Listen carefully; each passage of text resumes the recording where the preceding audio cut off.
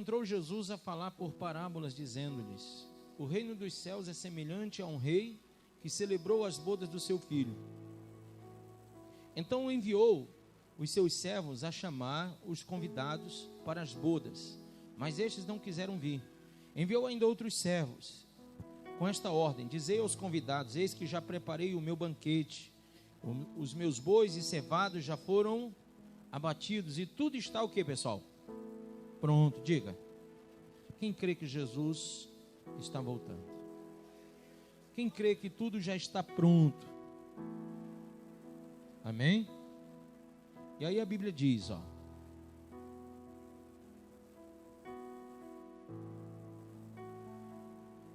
eles, porém, não se importaram, grife isso aí, e se foram um para o seu campo, outro para o seu negócio. E outros, agarrando os servos, o maltrataram e o mataram. Então eles não se importaram. Amém? A Bíblia diz que eles não se importaram. O rei ficou como? Grife aí. Está vendo? Nosso livro, nós estamos lendo. Quantas palavras você já viu, né? Na Bíblia falando que Deus fica irado. É isso?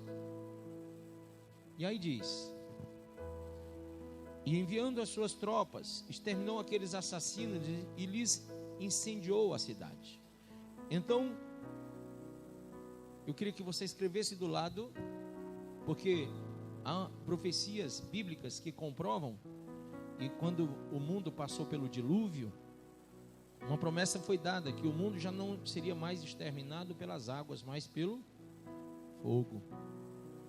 E aí no texto diz que ele incendiou a cidade. Está vendo aí? Fogo. Então, você pode observar que os reinos do mundo inteiro estão discutindo por causa agora dos americanos que estão fechando os portões para vários países, né? Tanto no âmbito comercial como no âmbito até social, porque as pessoas não estão podendo entrar nem sair dos Estados Unidos. Está tendo uma dificuldade tremenda quanto a isso. Várias nações estão em conflito com os americanos agora, porque dependiam financeiramente de contratos que estão sendo quebrados por esse novo presidente Trump. E aí, irmãos, diz: então disse aos seus servos: está pronta a festa, mas os convidados não eram dignos. Ide, pois, para as encruzilhadas dos caminhos e convidai para as bodas a quantos encontrardes. E saindo aqueles servos pelas estradas, reuniram todos os que encontraram, maus e bons. E a sala do banquete ficou repleta de convidados. Coloque do lado e diga: Deus não faz acepção. Ele quer salvar os bons e os maus, os que dizem que fazem boas obras e aqueles que fazem as más obras. Todos estão sendo anunciados, convidados para virem ao reino de Deus e se converterem. Amém? Então você vai ver ex-homossexual, ex-lésbico, ex-tudo, ex-traficante, ex-presidiário, ex-tudo. E aquele que nunca foi ex-coisa nenhuma, como eu, que nunca droguei, nunca nada disso, estou aqui desde os 5 anos de idade. Amém? E aí diz: e saindo eles, aqueles servos, pelas estradas, reuniram todos os que encontraram, maus e bons, e a sala do banquete ficou repleta de convidados. Entrando, porém, o rei, para ver os que estavam à mesa, notou ali um homem que não trazia veste nupcial, e perguntou-lhe: amigo, como entraste aqui sem veste nupcial? E ele emudeceu. Então ordenou o rei aos serventes: amarrai-o de pés e mãos e lançai-o para fora das trevas. Ali haverá choro e ranger de dentes, porque muitos são chamados, mas poucos escolhidos. Põe a mão sobre a Bíblia e diga: Pai, me ensina a tua palavra, em nome de Jesus. Podeis vos assentar. Muitos são chamados, poucos são os escolhidos. E eu gostaria de que você prestasse muita atenção ao fato de que a Bíblia nos mostra uma preparação. Boda é um momento muito especial e preparado por aquele que o valoriza, aquele que chama, aquele que convida. Ele valoriza tanto este evento chamado bodas, porque trata-se de uma união, trata-se de um casamento, trata-se de uma unidade entre duas pessoas. E aqui há uma simbologia entre Deus e a igreja. A preparação que Deus tem feito para receber a noiva. O convite que Ele tem feito, que Ele tem estendido a todos que venham para as bodas celestiais. Que se tornem igreja. Que se afirmem como igreja. Que se adornem como igreja. Que se revistam como igreja. E eu queria falar em revestimento, citando alguns textos. Abra primeiro aí, em Efésios, capítulo 5. O revestimento que é cobrado aqui é: sede, portanto, imitadores de quem? De Deus, como filhos amados. Amém? E andai em amor como Cristo que também nos amou e se entregou por nós a Deus como oferta e sacrifício, como aroma suave. Entre vós não deveis haver nem sequer menção de imoralidade sexual, como também de nenhuma espécie de impureza e de cobiça, pois essas atitudes não são adequadas aos santos. Quem crê? Não haja obscenidades, nem conversas tolas, nem gracejos imorais, que são inconvenientes, mas ao invés disso, portai-vos com ações de graça. Porquanto podeis estar bem certos disto: nenhum imoral, diga nenhum imoral, ou impuro, ou ganancioso, diga novamente, nenhum imoral, nenhum impuro, ou ganancioso, que é idólatra, porque todo ganancioso é avarento, e toda avareza é idolatria. Ele diz: e todo ganancioso, que é idólatra, tem herança no reino de Cristo e de Deus. Ninguém vos engane com palavras destituídas de sabedoria. Quem lembra de 1 Coríntios 12, 8? O primeiro dom é o dom da sabedoria. Ninguém vos engane com palavras destituídas de sabedoria. Amém ou não amém? Cuidado, porque muitos vão falar. A falácia humana é grande. Mas ele está dizendo: ninguém vos engane com falácias, com palavras destituídas de sabedoria. O que mais? Porque é justamente devido a esse comportamento que a ira de Deus, ó, novamente a ira, vem sobre os filhos da desobediência. Portanto, não sejais participantes com eles. Quem entendeu isso? Ah, mas é meu amigo. Ah, mas é meu marido, é minha esposa, é meu filho, é meu pai, é minha mãe. Meu irmão, lá no céu não existe essas categorias que você está citando na terra. Sabia disso? Lá ninguém vai se dar em casamento. Então, tudo aquilo que você aqui na terra diz que é muito importante, lá no céu não existe isso. Por isso que a Bíblia diz que a salvação é individual. Cada um dará conta de si mesmo. Então, pastor, o senhor está dizendo que eu não tenho que valorizar minha família? Não, você tem que valorizar sua família aqui. Amém? E entender que a sua família, Jesus disse: a minha família, o meu pai, minha mãe e meus irmãos são aqueles que fazem a vontade do meu pai. A minha mãe e meus irmãos, porque disseram: tua mãe, teus irmãos, tuas irmãs, né, estão lá fora. Aí ele disse: não, minha mãe, meus irmãos e minhas irmãs são aqueles que fazem a vontade do meu pai. Se não faz a vontade do meu pai, ó, não é minha família. Por que ele disse isso? Porque ele estava vindo buscar a igreja, salvar a igreja. E família eterna é lá no céu. Quem está entendendo? Às vezes você se enrola com as coisas da terra, mas a eterna é lá no céu. Tem mulher que se apega a homem, se junta e fica no pecado. Tem homem que se apega a mulher, se junta e fica no pecado. A vida toda. Porque eu amo, perdendo a salvação. Por isso que eu digo a você e repito, lembre-se que a família de Deus não pode e não deve viver nada que seja obsceno, imoral ou impuro. Amém? Nada. Versículo 8, pois no passado erais trevas, mas agora sois o quê? Luz no Senhor. Assim andai como filhos da luz. Porquanto o fruto da luz consiste em toda bondade, justiça e verdade. Me ajuda aí na microfonia. E aprendei a discernir o que é agradável ao Senhor. Aprenda a discernir. O discernimento é o quarto dom, né? É isso? Acho que é o quarto, lá de 1 Coríntios 12. Acho que é o quarto dom. Sabedoria, conhecimento, fé, discernimento. Lá no verso 8 em diante. Então, aprenda a discernir o que é agradável a Deus. Espera aí, essa minha amiga de Facebook é agradável a Deus? Não. Por quê?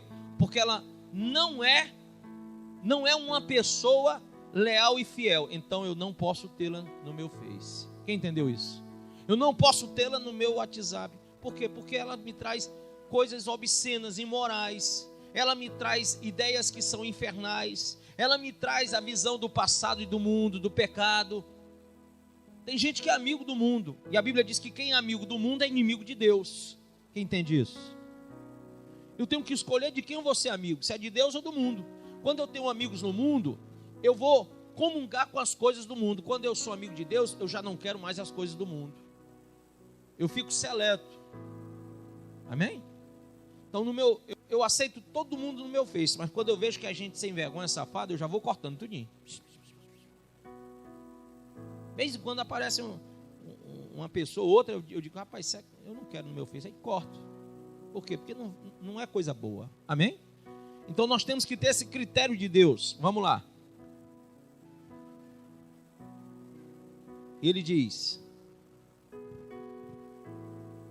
e não vos associeis às obras, verso 11, e não vos associeis às obras infrutíferas das trevas, pelo contrário, condenai-as. Quem lembra que eu falei de Josué?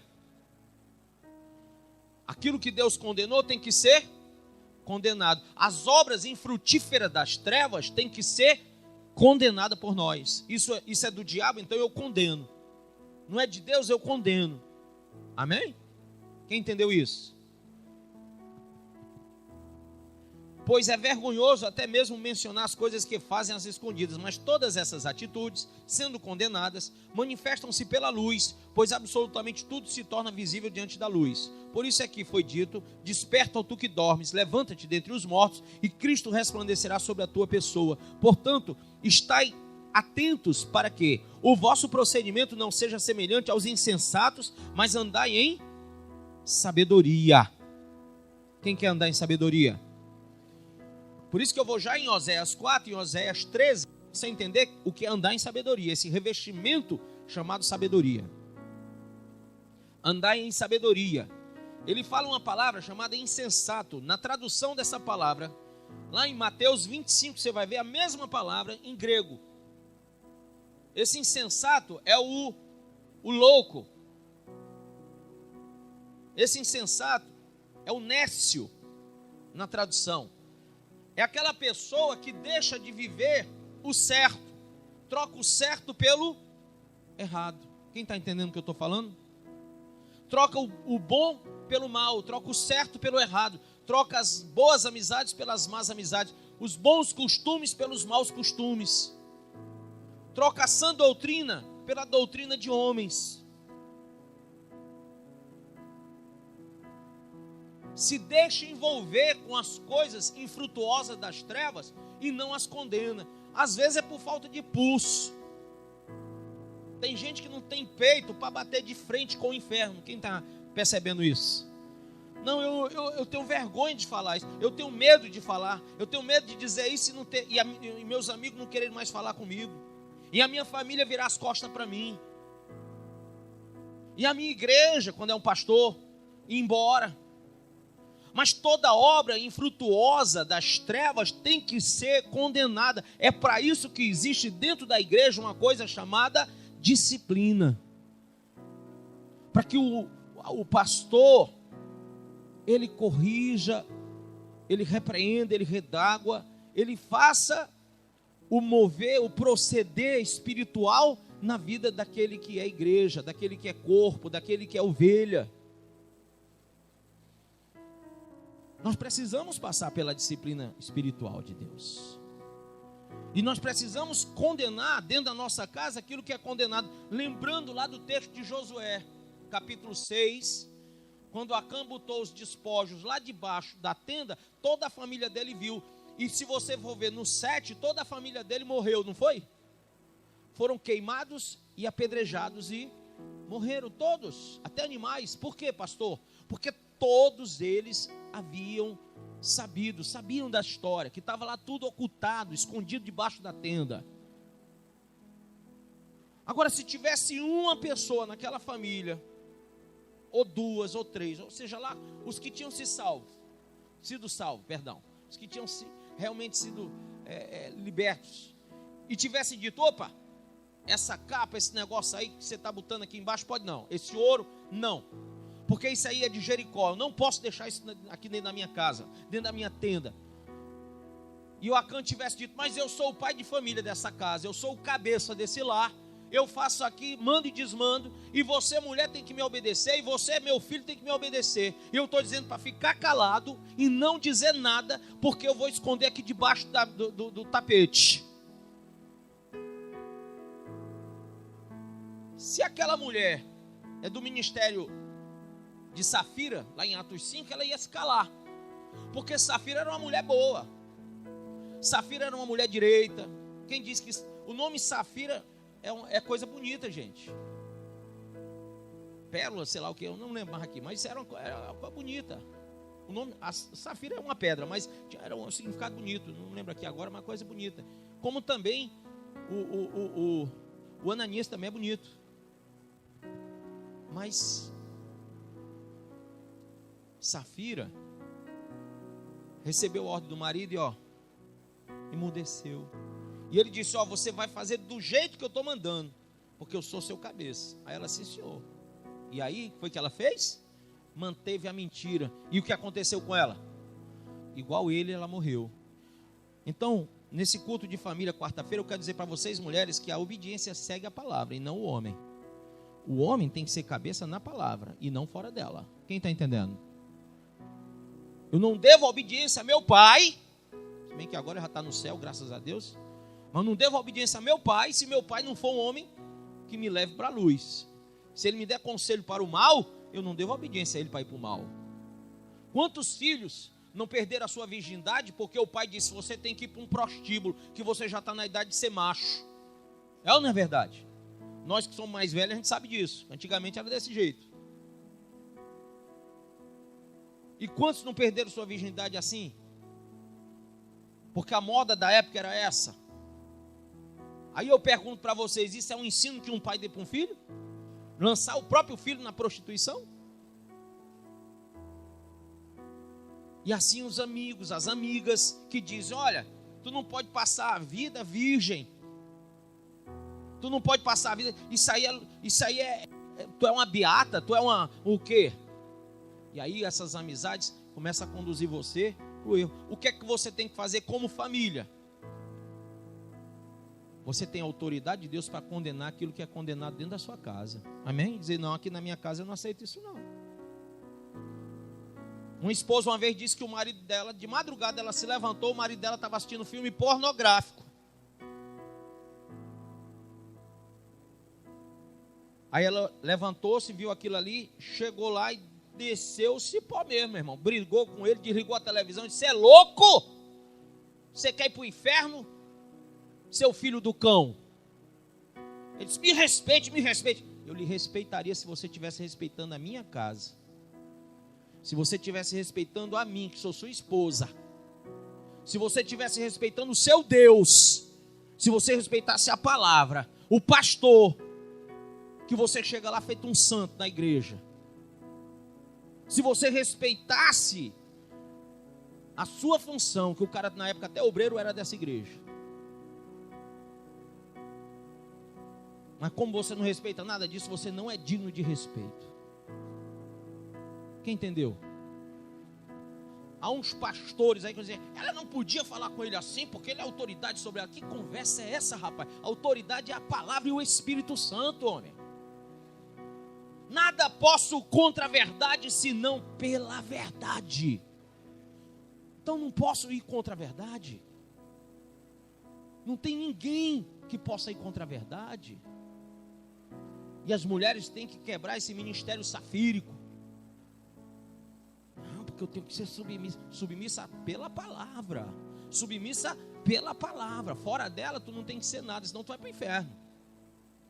Presta atenção. Se ele é cabeça, amém. Se ele é cabeção, tu está fora. Deixa ele se converter primeiro. Amém? Mas pastor, meu marido é obreiro, é diácono, é evangelista, é pastor, é bispo, é apóstolo. Pode ser o que for, meu irmão. O diabo não era arcanjo, não era querubim? Ele não seguiu os estágios lá? Não chegou a querubim ungido de Deus? Não era a mais alta patente do céu? Não chegou a ser o capitão de guarda no céu? Ele não chegou a ser o líder do louvor celestial? Em qual momento esse cara, ele hoje merece o meu respeito? Uma vez que ele desobedeceu o próprio Deus e caiu em rebeldia. Por isso que eu chamo ele de Satanás, chifrudo, capeta, cão, e não respeito ele. Amém? E Deus é tão bom que ele disse, nós temos autoridade sobre o inferno, sobre o diabo e seus demônios, e as portas do inferno não prevalecerão. Amém?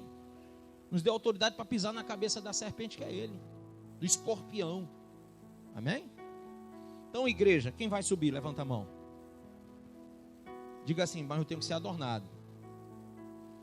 E não vos embriagueis com vinho, que leva a devassidão, mas deixai-vos encher pelo Espírito. Amém? Verso 18.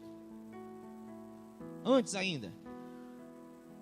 15. Portanto, estai atentos para que o vosso procedimento não seja semelhante aos insensatos, mas andai em sabedoria, aproveitando bem cada oportunidade, porque os dias são maus. Quem crê? 18. E não vos 17. Portanto, não sejais faltos de juízo, mas buscai compreender qual é a vontade do Senhor. 19. Falando entre vós com salmos, hinos e cânticos espirituais, cantando e louvando de coração ao Senhor, e cotidianamente dando graças por tudo a Deus, o Pai, em nome do nosso Senhor Jesus Cristo, sujeitando-vos uns aos outros no temor de Cristo. Amém? Pronto. Aí ele vai citar caminho da vida conjugal. Não tem nada a ver com o assunto que eu estava falando agora, já é outro departamento. Aí tem gente que liga os assuntos e diz, está vendo aqui? Está dizendo que a mulher tem que se respeitar, tem que respeitar mesmo. Mas ele está falando com o marido crente. Mulheres, esposas, cada um de vós respeitai o vosso marido, porquanto sois submissos ao Senhor.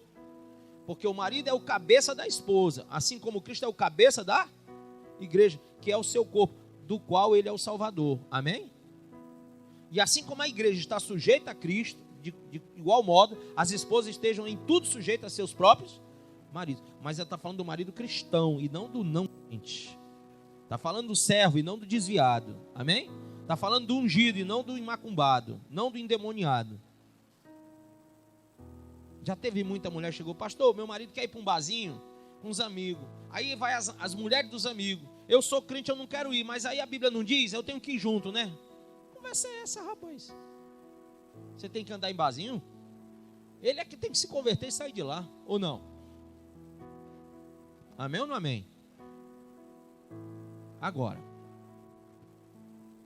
no texto, em Mateus 22, diz que o Senhor ficou irado porque muitos rejeitaram o convite. E aí a Bíblia diz que no meio de todos os que foram convidados e entraram, a casa ficou cheia, mas havia um que não tinha veste nupcial. 11.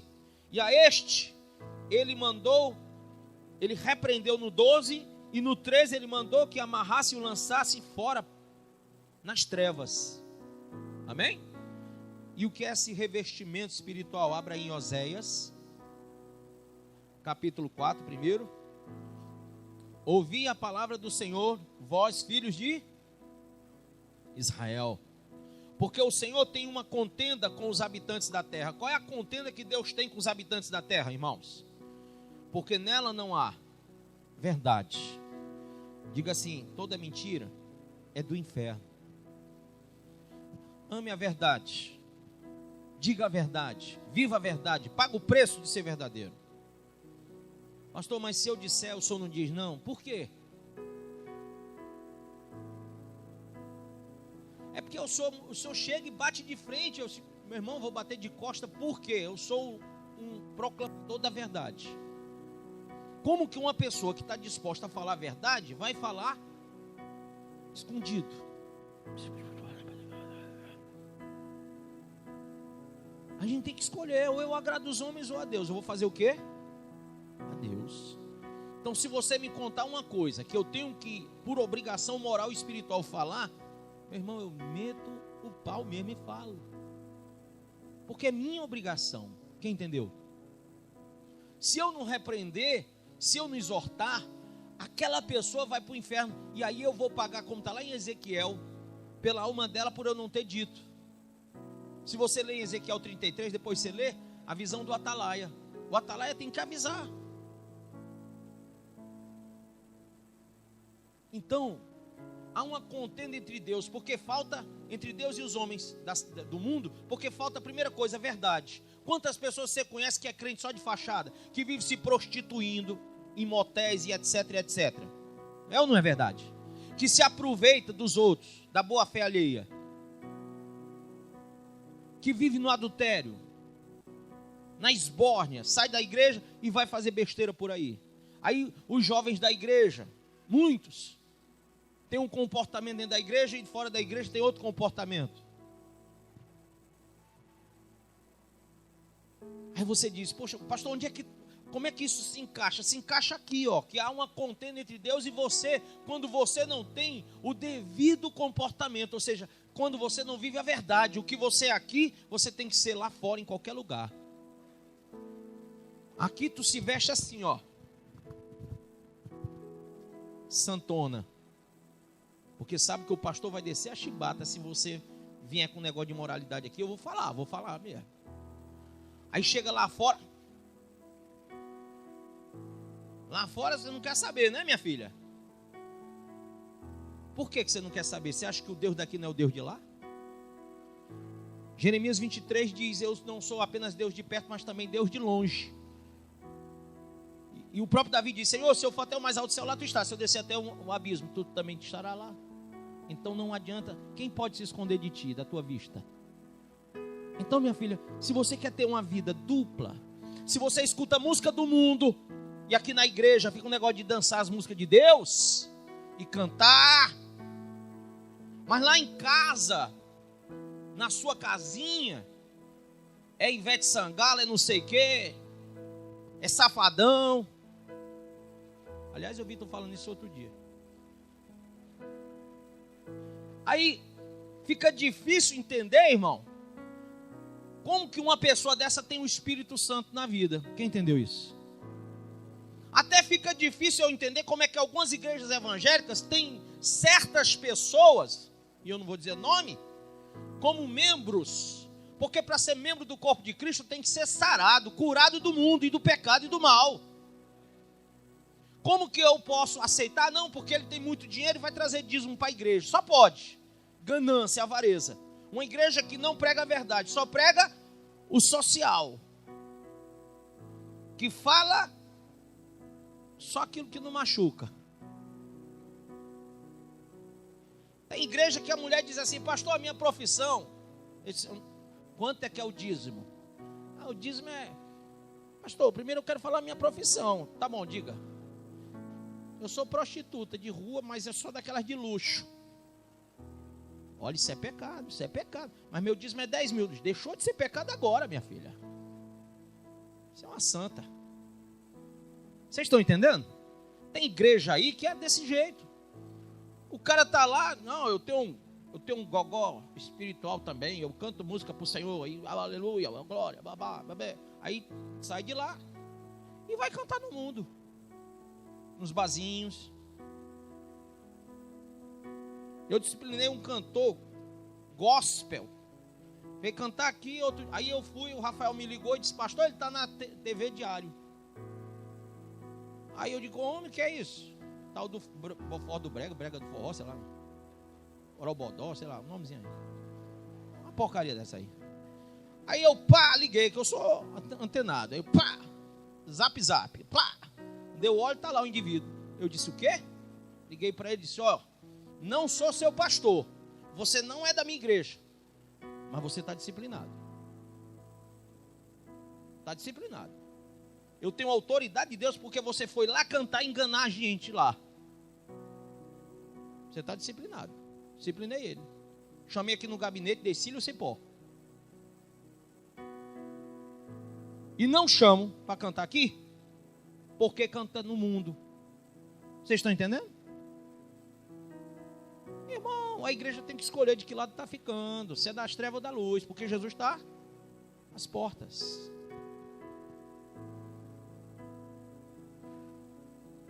Olha o que ele diz.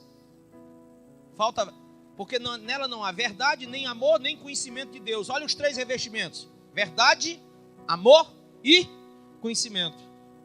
O que só prevalece é o perjurar, o mentir, o matar, o furtar, o adulterar, e há arrombamentos e homicídios sobre homicídios. Por isso a terra está de luto, e todo o que mora nela desfalece. Com os animais do campo e com as aves do céu, até os peixes do mar perecem. Versículo de número 4. Todavia ninguém contenda, ninguém repreenda, porque o teu povo é como os, não é o não, viu? Os sacerdotes aos quais acusa. Por isso, tropeçarás de dia e o profeta contigo tropeçará de noite, e destruirei a tua mãe. O meu povo está sendo o quê? Destruído, porque lhe falta o conhecimento. Porque tu, sacerdote, olha só, o povo não tem conhecimento porque o sacerdote rejeitou o conhecimento. Pastor, quem é o sacerdote? Em primeira instância, o maior é Jesus Cristo, amém? Aqui na Cristo Salvo, o segundo menorzinho sou eu aqui, que estou aqui na liderança para pregar e anunciar. Depois de mim, irmão, tá aí um monte de gente que é sacerdote aqui. E nenhum de vocês pode rejeitar o conhecimento. Nenhum. Aí ele diz, o meu povo está sendo destruído porque lhe falta o conhecimento, porque tu, sacerdote, rejeitaste o conhecimento. Também eu te rejeitarei, para que não sejas sacerdote diante de mim, visto que te esqueceste da lei do teu Deus, também eu me esquecerei dos teus filhos. Amém? Então tenha cuidado, porque você tem a obrigação de se revestir do conhecimento, do amor de Deus, do conhecimento e da verdade. Tá? 13.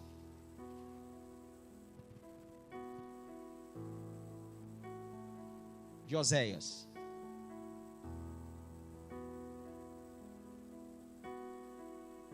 Versículo de número 9. Há pessoas que que rejeitam esse revestimento e devem entender isso. Ele diz: a tua ruína, ó Israel, vem de quem? Vem de mim ou de ti? De ti. Lê aí. A tua ruína, ó Israel, vem de ti, e só de mim o teu socorro. Onde estás agora?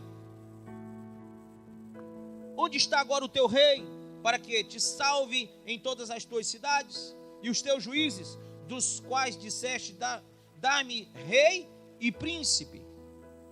Dei-te um rei na minha ira, e tu tirei do meu furor. Quando Deus estava acima de Israel, não havia tanto problema. Por eleger Saul, aí deu problema para todo mundo. Onde está esse rei agora? O Senhor tem que ser aclamado como rei na igreja, amém? Capítulo 14, verso 1. Volta, ó Israel, para o Senhor teu Deus, porque pelos teus pecados estás o quê? Caído. Tende convosco palavra de arrependimento e convertei-vos ao Senhor. Diz ele: perdoa toda iniquidade, aceita o que é bom, e em vez de novilhos, os sacrifícios dos nossos lábios. Por que o povo hoje quer novilho? Ele diz: em vez de novilho, sacrifício dos nossos lábios. Versículo 7 diz: os que se assentam de novo à sua sombra voltarão, serão vivificados como o cereal e florescerão como a vide. A sua fama será como a do vinho do Líbano. Amém? Ele fala essa palavra àqueles que voltam para o Senhor, aqueles que têm palavra de arrependimento, aqueles que se converteram, aqueles cuja o pecado foi perdoado, toda a iniquidade foi tirada, cujos sacrifícios não são de animais, não é mais culto levítico, agora são sacrifícios de lábios convertidos. Vamos entender isso, irmãos, para a gente entender por que o Senhor pegou aquele cara, amarrou e lançou fora nas trevas, porque ele não estava revestido do devido conhecimento, da indumentária necessária para a salvação. Amém? Existe ou não existe? Existe. É necessário? É. Senão não estaria onde? Na Bíblia. Amém ou não?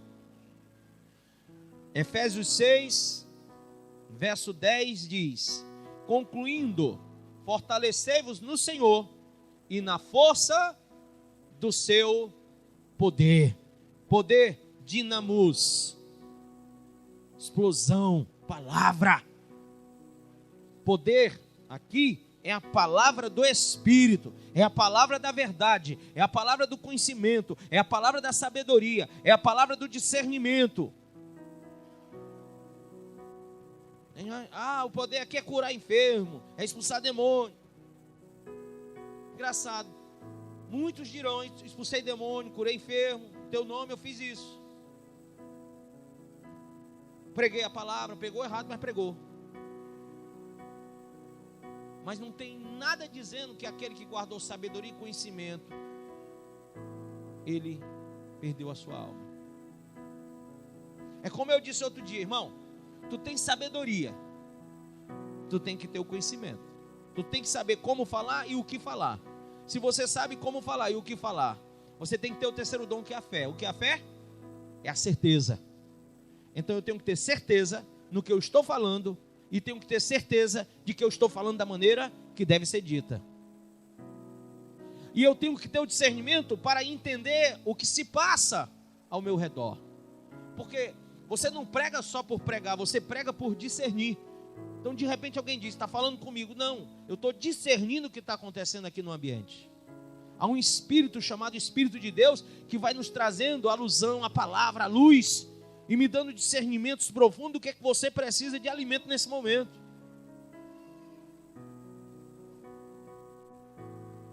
Nem todo mundo precisa ser exortado todo culto, ou repreendido todo culto. Há uns que precisam de uma palavra amena, outros têm que ser mais duro, enfático com ele. Sim. E aí o Espírito Santo vai distribuindo a palavra de acordo com a necessidade da igreja. Amém?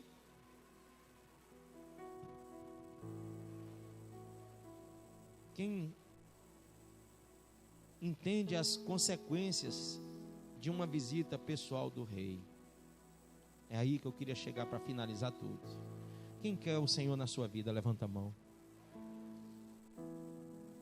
Eu queria que você levantasse assim com gosto. Quem quer Jesus na sua vida? Mas eu vou falar uma coisa para você. Você deve pensar muito no que você acabou de dizer. Porque quando aquele povo estava lá reunido, e você está aqui reunido, e o rei chegou, ou não chegou? Chegou. Primeira coisa que ele fez: uma revista. Ele olhou para todo mundo. Ou não foi? Na visita dele pessoalmente, ele olhou para cada um. Foi olhando, cada um. Uma coisa interessante é que depois que ele olha para cada um, porque todo mundo estava esperando, estava lá sentado esperando o rei chegar. O rei chegou. Eu digo que Jesus está voltando. Quem está esperando ele voltar? Quem está esperando ele voltar? Está com medo de levantar a mão, filho? Está esperando ele voltar? Pois quando ele voltar, ele vai olhar para cada um. Pastor, mas diz que é tão rápido. Não se preocupe não, que Deus é muito rápido. Ele vai olhar para cada um rapidamente. Ele já sabe de tudo. E Ele vai fazer aquilo que só Ele pode, porque é onisciente, onipresente e onipotente. Um exame pessoal. E nesse exame pessoal, Ele vai ver se você, igreja, está revestido das vestes nupciais. Se você está adequadamente preparado para receber o Rei dos Reis e Senhor dos Senhores. E se você não tiver, eu lhe pergunto, quando ele perguntar para você, amigo, como entraste? Como é que você entrou aqui nessa igreja? Nessa Assembleia de Deus aqui, Cristo Salva? Como é que você entrou? Eu entrei pela porta. Não, quero saber como é que você entrou. Não, eu entrei pela porta. Meu filho, você não entendeu ainda a pergunta? Você acha que porque entrou pela porta, você entrou no reino? Você pode entrar por aquela porta. Você pode entrar pela porta da religião. Mas pela porta da eternidade só entram aqueles que estão revestidos das vestes nupciais. Lá em Gálatas 3, 26 a 29 diz, revestivos de Cristo. Revestivos de Cristo. Se você não estiver sendo a nova criatura, se você não for Jesus, se você não for corpo de Cristo, naquele dia Ele vai olhar para você, vai bater os olhos assim, e vai dizer, quem foi que deixou você entrar aqui assim? Cadê tuas roupas? Cadê tuas vestes? Cadê o teu preparo? Quer dizer que esses anos tudinho, lá na Cristo Salvo, o pastor se esgulepando de pregar, e tu olhando para o relógio para ir embora? Reclamando do horário? Aquilo tudo eram as roupas que eu estava servindo. Cada versículo que ele abria, cada texto que ele mostrava, cada palavra que ele dava, era uma roupa que eu estava te dando para você se revestir do novo, para você ser renovado. Romanos 12 diz, e não vos conformeis com este mundo, mas transformai-vos pela renovação do vosso entendimento. Você estava entendendo tudo que ele estava dizendo? Não. Então você não estava sendo renovado e revestido. Revestivos do novo, do renovo, renovo do Espírito, palavra. Se você não estava recebendo a palavra, irmão, seja lá por que motivo foi, você não estava sendo revestido do novo, você estava lá frequentando a igreja, a religião, mas você não estava no meu reino. Você rejeitou o meu conhecimento, ó sacerdote. Sim ou não?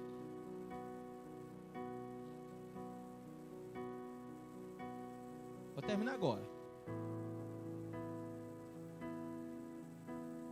Por que a gente, quando vai para um cinema, quem foi para o cinema essa semana sabe, ficou quantas horas dentro da sala? Ai, pastor, não sei, estava escuro. 2 horas, 3 horas? Ah, o tempo do filme, pastor, eu não vou pagar por um filme e não assistir todo. Já que eu paguei, eu vou até o final. Sim ou não? É? Coisa linda. Jesus pagou para tu estar aqui.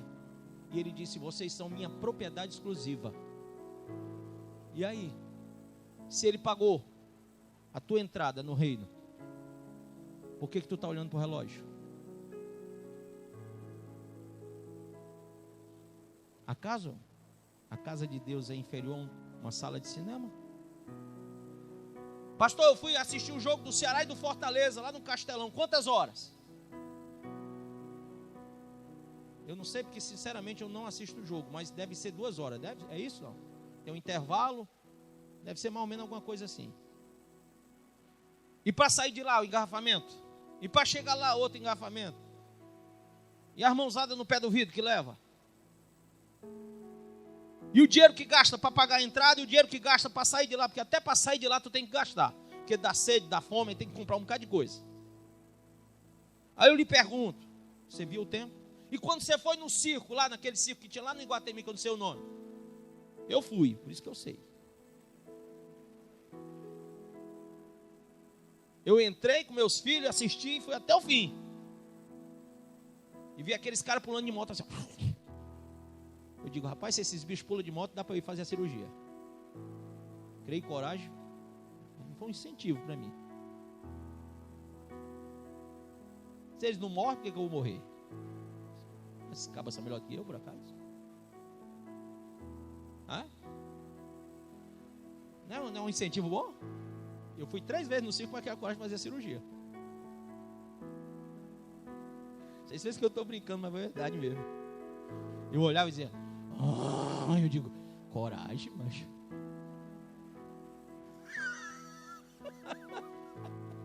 Os caras têm mais coragem do que eu, mano. Tá rindo, mas tu fez também, cara. Aí depois eu digo, agora eu vou. Vocês não morreram? 3 vezes que eu fui, eu também não morro não. Mas você imagina, a gente é tão infantil, irmão, que a gente não valoriza as coisas de Deus. O tempo que a gente passa aqui é tão pouco. Uma palavra dessa de 40 minutos, 1 hora, a gente fica ali sopesando o tempo, que a gente acha que está perdendo. Na verdade, Deus está te servindo um banquete, Deus está te dando roupa nova, Deus está renovando o teu espírito, Deus está transformando o teu coração, Deus está te dando um entendimento novo, Deus está salvando tua alma. Se você trouxe a família, Deus está salvando sua família. Se você traz o vizinho, Ele está salvando teu vizinho. O teu filho podia ser um drogado, mas ele está aqui aprendendo, já não vai mais ser. Podia ser um traficante, mas está aqui, já não vai mais ser. Deus está fazendo coisa boa, e você preocupado com o quê? Sabe, tem pai que diz, rapaz, vamos embora antes de terminar o culto. Aí eu vou dizer para você uma coisa, esquece que o menino estava se vestindo naquela hora, ó. A mocinha estava já, a roupa celestial, as vestes mais brancas que a neve, estava descendo sobre ela estava rasgando as vestes velhas. Aí de repente a mãe ou o pai diz, vamos que eu ainda quero passar lá em Iguatemi. Aí a mocinha disse, deixa para a próxima. Porque o pai e a mãe não estão entendendo o que Deus está fazendo na vida do filho. E assim, a mulher na vida do marido, o marido na vida da esposa. Está entendendo? O que Deus está aprontando aqui é coisa boa. Mas você tem que estar aqui, filho, firmado. Amém? Senão, será amarrado e lançado fora. Eu estava contando para um evangelista da igreja que sábado ele fez o casamento, sábado ele e Carol casaram, e foi eu que fiz o casamento, então estava lá, aí fui deixar Larissa e Lorena lá no apartamento. Aí quando eu fui deixar 2 irmãs no apartamento, quando eu vinha saindo, o porteiro, que ele é pastor, ele não era, mas aí eu moro lá há 27 anos.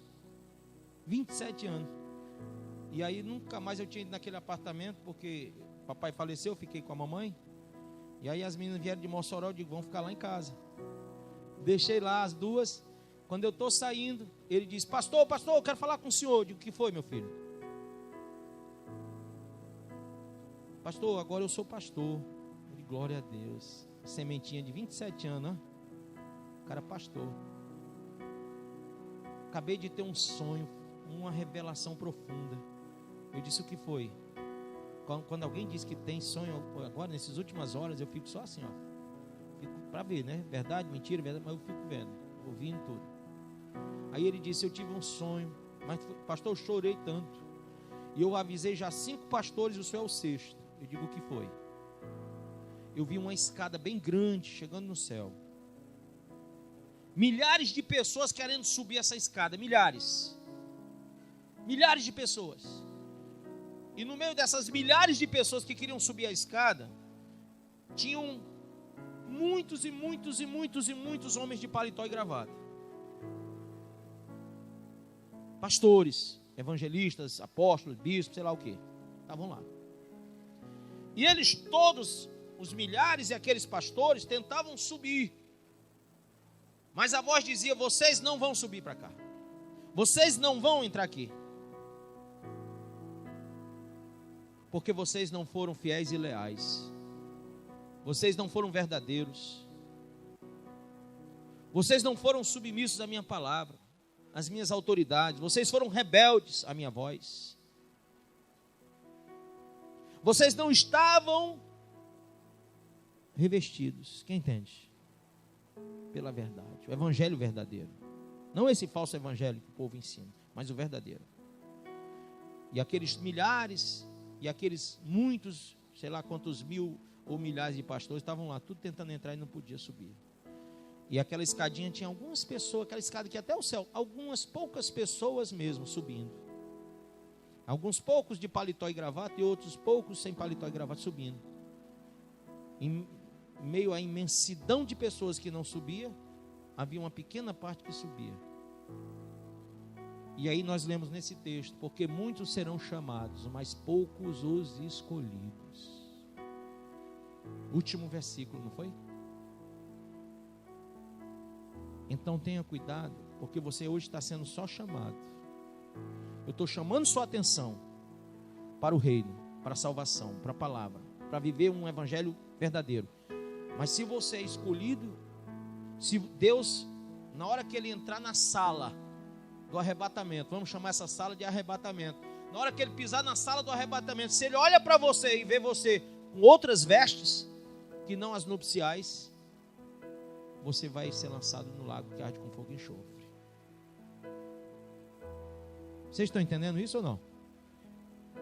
Por isso que lá em Apocalipse diz que nós temos que vestir as vestes mais brancas que a neve, ter colírio para os olhos para ver e comprar o ouro refinado no fogo de Deus. E ele fala isso à igreja laodiceana.